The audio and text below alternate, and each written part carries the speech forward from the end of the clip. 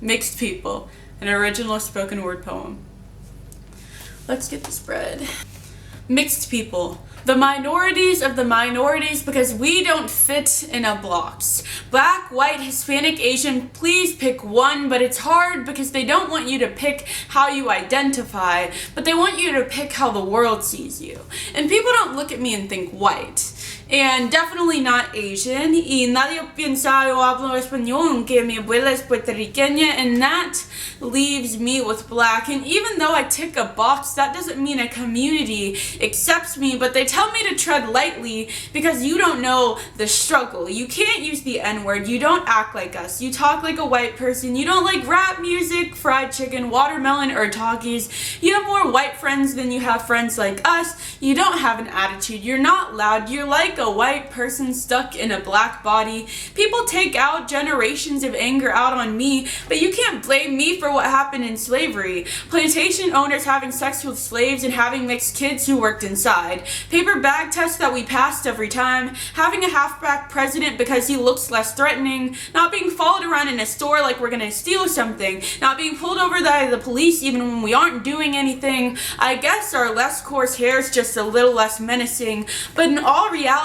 the ideal type doesn't exist. Social media paints this lie that light-skinned people have it the best with hashtag Team Lightskin, but in all reality, that's not true at all. Guys think we're high maintenance, and girls think we're stepped up and rude just because of our complexion. Some mixed people have to change themselves to align with what everyone wants them to be, the typical black person, because while everyone else was picking out toys when they were little, we were picking out how the world would perceive us. Do you want to be black or white? Speak black or white. Too many decisions, and who says you have the authority to make us make those choices? Isn't the endless asking of the, well, what are you, enough? Isn't touching my hair to make sure it isn't fake? People looking at us saying that they want our hair and complexion, but really all we inherited from our parents was rejection.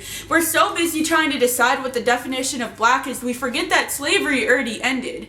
We keep ourselves in this bitter cycle about things people can't change. And I'm sorry that I don't fit your definition of black, but people don't look at me and think I'm Caucasian. But we keep ourselves in a loop of stereotypes when we need to stick together. The world has moved on without us. We are not 3/5 of a person anymore. We are 13% of the US population, yet 70% of jailers are black. And 72% of black kids grow up without their African American fathers. There are more problems in the community than me, and I will be the first to admit. I know more about tea than police brutality. I can sing God Save the Queen before I can name 5 rappers. I basically have watched all of Mr. Bean before watching an episode of Empire. I know how to make guacamole before I know how to make chitlins. I can find Puerto Rico on a map before I can find Chad. I can explain soccer way better than I can explain basketball, and I've had enough fish and chips to last me a short eternity, but that does not make me any less black, because at the end of the day, a box is just a box, and a label is just a label. Communities have many different shades and colors, perspectives and experiences, and they should all be honored.